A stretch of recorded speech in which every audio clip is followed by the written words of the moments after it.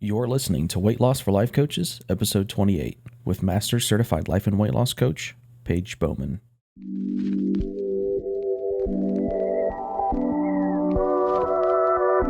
Welcome to Weight Loss for Life Coaches, the weekly podcast for coaches who are growing their coaching business and on their weight loss journey. Each week, we'll be tackling why weight loss feels hard and how to make hitting your weight loss goal the simplest thing you do all day.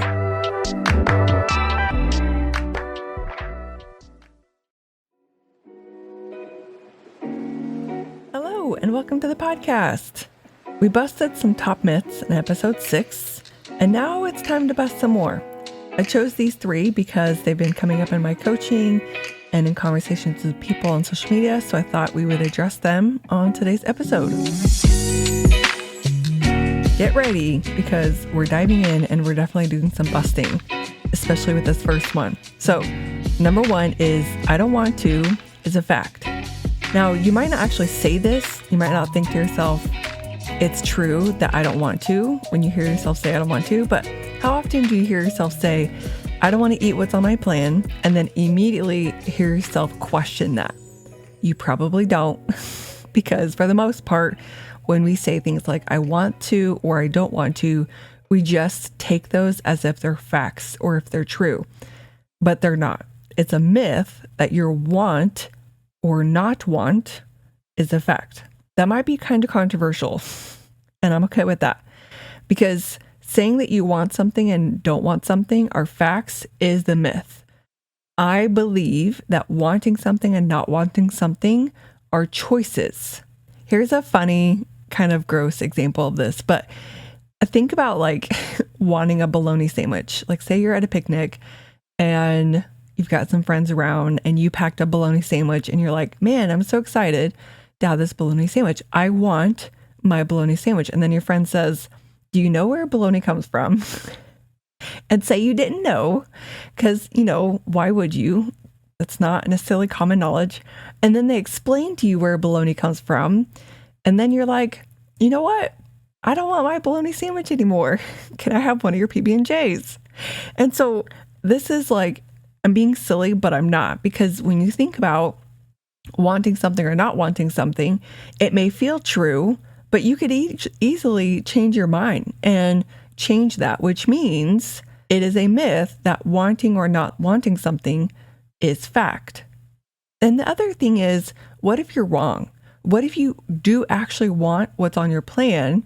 Your brain is just confused in the moment when you think, I don't want what's on my plan. The biggest takeaway for this, and then the other myths that you're going to hear me talk about, is to question it. We don't normally do this. We don't normally question ourselves, and for good reason, right? It takes time to question things. It takes effort to really sit and think about, wait, do I want this? Do I not? Why or why not? But once you get in the habit of checking in with yourself and you hear yourself say, I don't want to go for a walk, or I want that thing, even though I didn't plan it, or anything contrary to what you've originally said, then 1, you'll stop opposing yourself as often, and 2, you'll more naturally disregard your own opposition. So I'll use the walking, for example.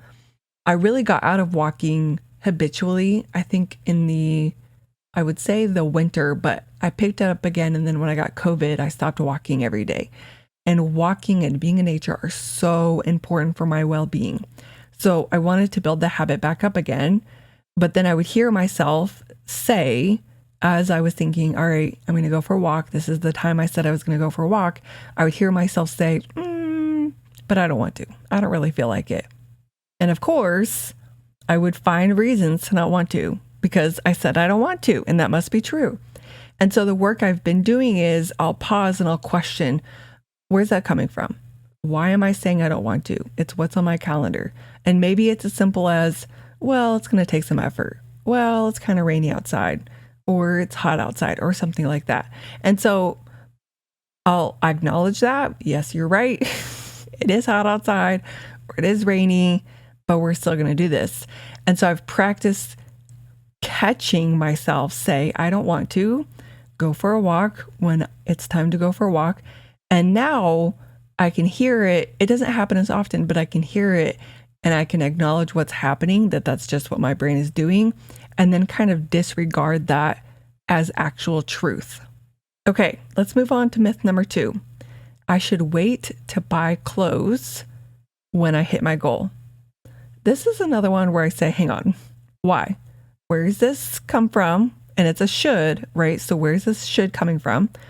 Who says, right? It's not that there's a universal truth that you either should or shouldn't buy more clothes or buy clothes that fit you. It's that you might be going around in uncomfortable clothes because you've left this myth unchecked. So I just had a coaching session with one of my clients, and she was feeling rushed and pressured to hurry up and lose weight. And we just had a session where we just paused and we talked about what's going on. Where's that pressure? Where's that rush coming from? And she was telling me that she really wanted to feel more comfortable in her clothes, but that she was waiting to buy more clothes until she lost the weight. And so we questioned all of it. And she decided through her own thought process and questioning where that myth was coming from, that she should wait, and question why she was waiting. And what she decided to do was go ahead and buy new clothes and feel comfortable now. And then we even talked about donating those clothes maybe to a women's shelter when she hit her goal, and therefore benefiting someone else while feeling good in the moment and getting that feeling that she so desired now, but without letting up on her goal, right? It was still her goal to lose weight. Of course, that's the work we're doing, but now she doesn't feel as rushed or as pressured or hurried, and she can feel comfortable now. And then she has a plan for what to do with those clothes when she hits her goal. Again, I'm not saying there's right or wrong. I'm just saying that this being a fact of how it goes on your weight loss journey is a myth. And I want to give you the opportunity to question it. So a question you could ask yourself as you think about this is, what would be the upside to buying new clothes right now? What would be the downside? And then follow your gut or your intuition from there. But the point is, again, is to question this myth. To hear yourself say, I'm just going to wear these uncomfortable clothes. I should wait till I hit my goal to lose weight. And I want you to hear yourself go, pause. Where's that coming from? Let's question it. And then really consider, when you think about today, a year from now, will you regret having bought a new pair of pants, or will you regret having gone that whole time uncomfortable in your current pants? I'm just saying, think about it. Okay, myth number 3. I'm supposed to do this alone. I just had a conversation, I think I said it in an email recently, where we think that we should do things alone. And it really got me thinking about, this is a myth that we think is true. And again, I just want to say, maybe you should, maybe you shouldn't. How are we to know that you're supposed to do this alone or not? But that's the whole point of this episode, is to question these unchecked facts so you can gain some awareness and then decide on purpose. Some things you might want to do alone, and others you might not. So give yourself the opportunity to ask, do I want help or not? And you can even ask, what kind of help do I want? And would I be willing to check in with my answer in a few months? So if you think about the episode, I think it's episode 26, where we talked about how to plan out your weight loss goal, we talked about choose a method and then evaluate or check in. And so that pairs nicely with this idea of, okay, maybe the method I want to choose is to ask for help. And maybe it's coaching, maybe it's a nutrition program, maybe it's an accountability partner, and then set an evaluation time to check in and decide if you like that kind of help, if you want something different, or if you want to forgo help. But you can only do that when you question the myth that you're supposed to do this alone. And then also consider why you would want help or not. So there are things in my life, when I was thinking about this myth in this episode, that I have and haven't gotten help. And I wanted to kind of talk about that a little bit in my thought process. So when it comes to weight loss, obviously, I got help. I've always pretty much had help because that was the one thing I just intuitively knew I was not figuring out on my own. So whether it was accountability or exercise programs with accountability or a nutrition program or coaching, I decided that weight loss was something I would always get help with. Another area of my life I knew I wanted help with, and I didn't get help for a long time, but then I did, was organizing my house. That's something that I've tended to struggle with, is having a organized house. And I mean, not just clean, but having things have homes and keeping those things where they go and having it organized in a way that you love has been something that I've struggled with. And a long time I went without getting help. And then finally, a few years ago, I just decided I don't want to try to do this on my own anymore. I want help from someone who is super skilled and masterful at this and who will break it down and make it simple for me. And so I invested in this program that has changed my life. And I'm so glad I broke down and I said, I want help, and I got help. Here's an area where I have yet to get help in, and that's styling and clothes and fashion. It's not an area I'm great at. It's not an area I have considered getting help in, but it's something I'm considering investing in and getting help with. Styling my body, figuring out what clothes go together and the kind of clothes I love and the kind of fashion and style I love. So that's something that I haven't got help yet. I haven't thought it was a priority or something I should get help in. And I'm changing my story, and something that I'm really questioning, just like I'm talking about with you today, that why have I said I'm supposed to figure this out on my own? That doesn't make sense, because I don't have the intuition or the eye for knowing what looks good on me or what things go together. I mean, I can look and I can say that looks great or it doesn't, but putting it all together, it baffles me. So that's something that I'm questioning, this idea that I should be doing it alone, and changing my story. And I'm going to be getting help with that soon. And then, of course, building a business. I knew from the beginning when I started my business, I would always have help. With my marriage, I've gotten help, and I've taken time off of getting that help with coaching. That's the way I like to use or get help with my marriage, is coaching. Well, because I love coaching so much, but also because it works. And then that's something that I might invest in again, is marriage coaching.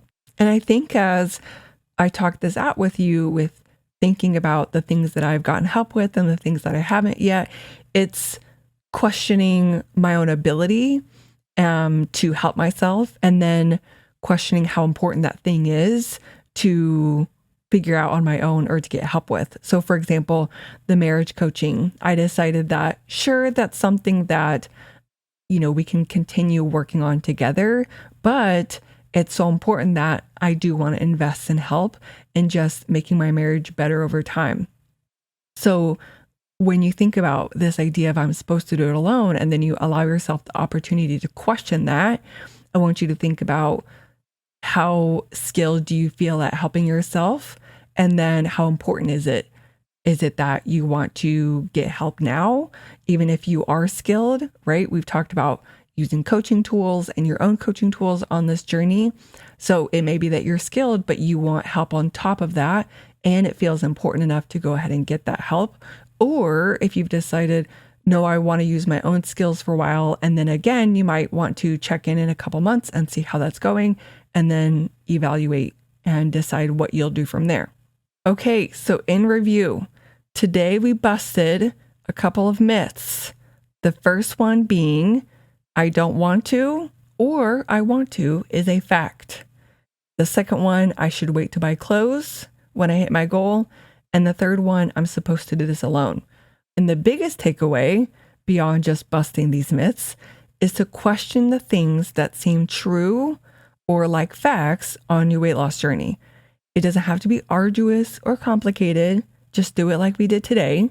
So when you hear yourself say something and it sounds as true as gravity, like, I don't want to follow my plan, it feels as factual as this apple will fall when I drop it. Pause, take a second, and check in with yourself. All right, that's it for today's episode. If you love this one, leave us a review and rate it on your favorite podcast platform, and share this episode with others so they can learn about this awesome podcast. if after busting myth 3, you have decided you don't want to go on this journey alone and you want help getting to your weight loss goal, I've got you. I help coaches every day get to the weight loss goal and do it in a simple way so they can do it while they build their business, and I would love to help you too. Reach out to me and let me know you want to set up a consult call. You can click the link in the show notes. You can send me an email at hello@paigetrauma.com, or you can send me a message on Instagram at lifecoachpaigeb. All right, y'all. I'll see you next week. Bye.